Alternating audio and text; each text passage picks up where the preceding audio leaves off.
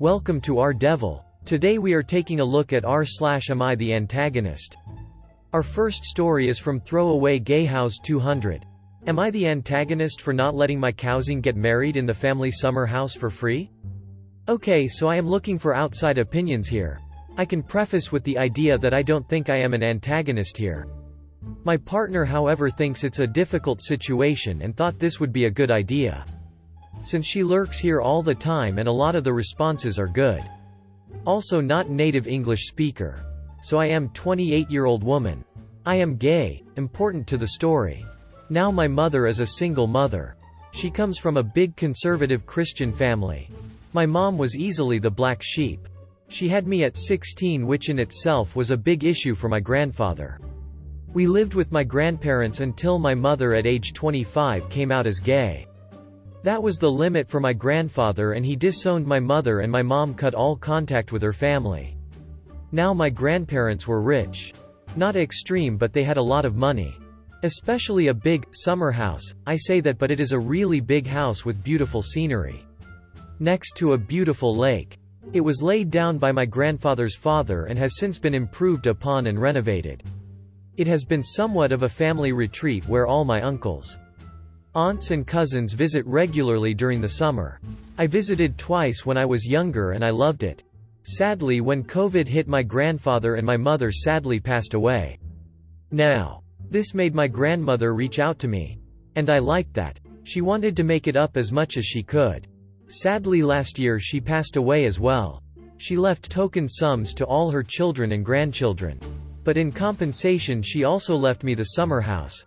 I made it into an Airbnb. And I've been making a lot of cash from it. Obviously this made the rest of my family furious because they could no longer visit during the summer, prime season. But again, I don't know them or my cousins. Here is where I might be the antagonist. My aunt reached out to me the other week telling me, not asking, that her daughter had planned to have her wedding there next summer. She has been dreaming of it since she was a child and apparently it's the designated family wedding spot. The house has been hired out for weddings before since there is room for a venue and lots of rooms for guests to stay over. Now I told my aunt that was not possible because the week she wanted to have her wedding was already booked. But I said if she wanted a different date she could put down the deposit for what I charge for a wedding and book a different date. Now she was furious and asked if I was serious in actually charging my family to have their wedding there. And I just said I didn't know them.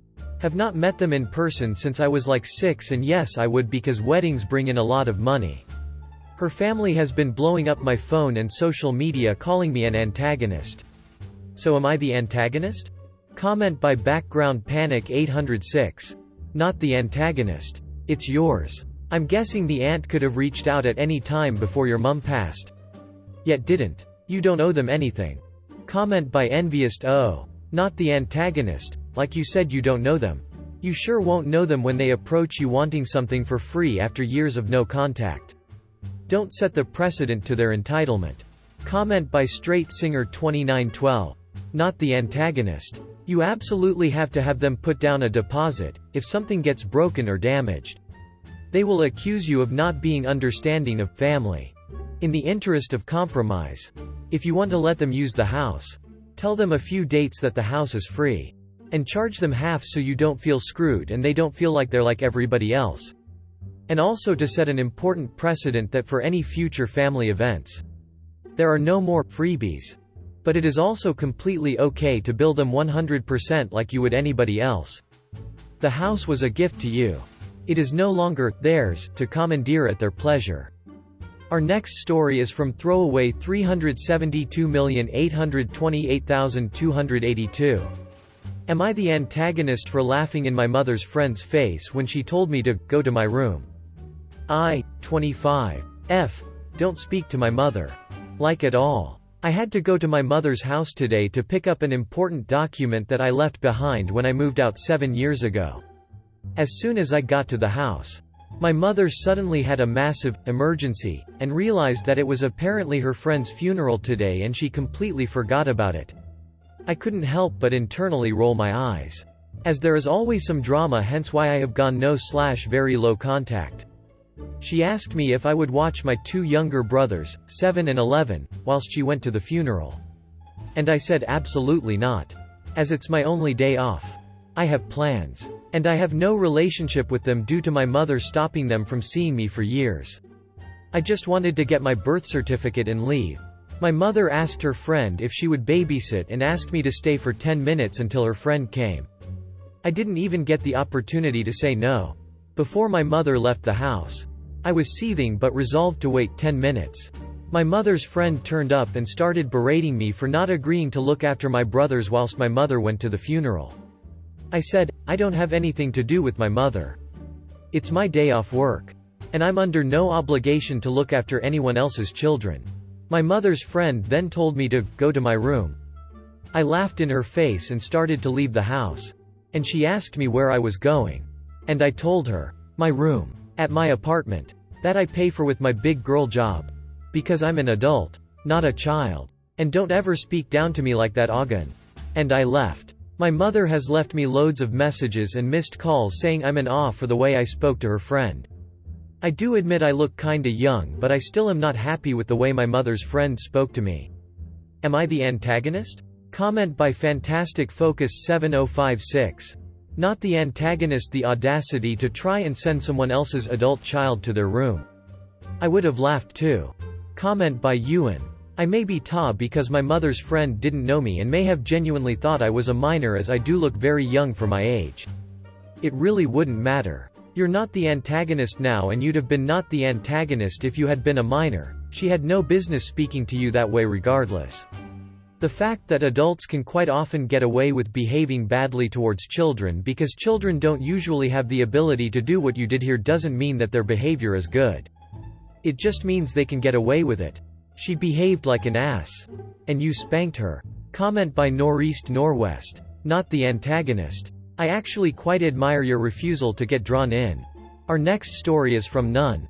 Am I the antagonist for not helping my parents when they are homeless? My parents are terrible with money. When I, 27 female, was little my father gambled away all the saving about $100. In risky penny stocks which got wiped out in 2008 and we were forced to move into a single bedroom in a house for the three of us. Then my mom fell for an multi-level marketing and you can image what happened. They lost the down payment to the house they were saving for. I begged them not to sign up for it since I saw it was clearly a scam and showed them evidence it was and they just laughed at me and ignored me. They lost about $28. From that. Then recently they fall for a college sign-up scam and lost $32. They weren't signing up for college, they just needed a loan and tried to go though a private broker, who promised to get them a school loan that they would use on whatever they wanted. I went with them to see the broker and told them it was a scam and they ignored me. So basically they were trying to scam the government and got scammed instead. I actually tried to pry the pen away from my father's hands when I got desperate as he was writing down his bank info and SSN and he screamed at me I was embarrassing him and did it anyway. Again they lost money and now they are homeless because their credit is crap and they can barely afford even crappy apartments. They probably can't get that money back since they have little documentation on the broker and what he promised. Now they live in their car and are begging me for money. I have about $100. Saved waiting to buy a house and they know about it because I stupidly told them I was saving for a house and now are calling me and showing up at my apartment asking for money. They also want to move in the meantime, but my roommate and I agreed visitation from friends or family is max a week to prevent resentment, and if my parents move in they probably will refuse to move out. They are going to food pantries and honestly I can't find it I'm myself to be that sympathetic since they don't listen to me until they need my money. Comment by Embarrassed Sweet 905. Not the antagonist. You already tried to help multiple times. You would be foolish to give them money or let them stay with you. They'd be the financial equivalent of cement shoes. Comment by JGG5. Not the antagonist. But I do recommend making sure to lock down your credit. Since your parents may very well have your SSN, from previous year's tax returns, etc. and could get desperate enough to open stuff in your name. Comment by Duck Dodgers 22. Not the antagonist. Seems like a classic, don't set yourself on fire to keep someone else warm moment. Our next story is from Honeymoonerita. Am I the antagonist for not paying for my daughter's honeymoon after she cancelled her wedding? My wife and I have 3 kids, 36 male, 32 female, and 25 female. We have had agreements with all of our kids that we would help pay for up to $10,000 for their weddings, or use that same amount towards a down payment on their first home. Both of our oldest kids picked the down payment option. They both got married and had medium-sized weddings, both under 100 guests. They paid for the majority of their weddings themselves. But we did pitch in maybe $1-2 kelvins to each of them to help a bit. My youngest got engaged last year and started planning her wedding, which was scheduled for this October. She told us she would like us to help pay for the wedding instead of a house. Since both her and her fiancé are more comfortable with apartment living and don't want to put roots down anywhere since they are both young, she had us put deposits down for a venue, caterer, photographer, and a DJ. These deposits totaled over $5,000 and were non-refundable. About 2 months ago, my daughter called to tell us that she and her fiancé had decided to cancel their wedding and get married at a courthouse. She said that the wedding planning was too stressful and they would rather just get married legally and spend money on a big honeymoon instead. She said she wants us to take the rest of what we would have paid for the wedding and put it towards their honeymoon instead. She said they want to take an extra long honeymoon, like 2 to 3 months of travel to multiple destinations. I told her that we would not be contributing money to that. I explained that by canceling their wedding, we have lost out on thousands of dollars and gotten nothing out of it due to non-refundable deposits. Mind you, we never questioned any other choices regarding wedding planning and were not involved in any of the decision-making. I literally just wrote checks to vendors. My daughter is upset and accusing me of playing favorites with her older siblings and for punishing her because she wants something different for herself. I told her that the situations are not the same and that giving her thousands of dollars for her to bum around Europe and Asia for a few months was never something I agreed to. My wife wants to give our daughter a few thousand to try and even things out. But I am firmly against this. The way I look at it, we already gave her thousands of dollars and she decided to literally throw all of that money away. I understand wedding planning is stressful and if they want a courthouse wedding, that is their choice. But it also wasn't their money that they lost by canceling the wedding. It was ours. My daughter thinks I am being an antagonist about this. And my wife wants to just give her the money to keep the peace. But I feel like that just completely absolves our daughter of what her decisions have cost us. I don't want to pay for her wanderlust after she cost me thousands of dollars. Comment by Great Wrongdoer 2315. Not the antagonist. Your daughter and fiancé might be ta. Just tell your daughter that the $10,000 offer was for a wedding or house deposit. Nothing else. Now there is approximately $5,000 left.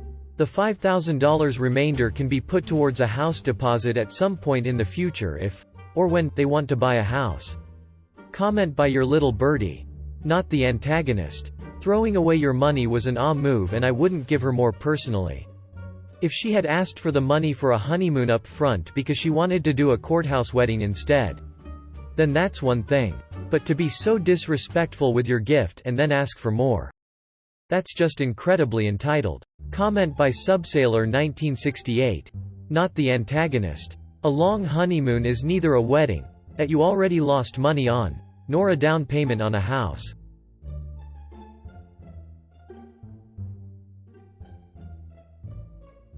Thank you for watching. If you enjoy this video, smash the like button, and subscribe to our Devil.